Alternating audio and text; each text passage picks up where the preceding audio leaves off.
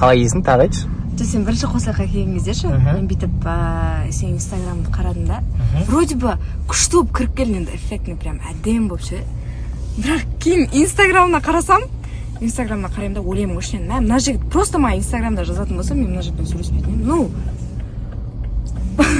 білмеймін, сондай ой болды менде ше. Короче, сен не айтып сонда инстаграмда онша емеспін, бірақ өмірде кішкене четкий болып тұрмын ба инстаграмға қарағанда? Так что сондай екен достар. Оказывается, мен инстаграмда не очень екем, ал өмірде... Білмеймін, мен өзіме сондай болып көрінді. Инстаграмда қалай бұлай деп ше? Интересный факт. Былай, мына жерге келдім, міне. До конца барған жоқпын ары қарай.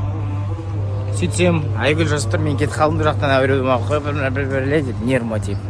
Енді басқа бір адрес жазып жіберіпті енді. Сол жақта боламын деп.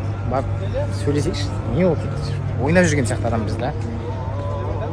Мен оны іздеп, мына жерге 1 жарым сағат жүрдім. Просто өлең айтқан үшін ренжіп тұрмын. Вообще түсінбедім, короче. Скоро білеміз.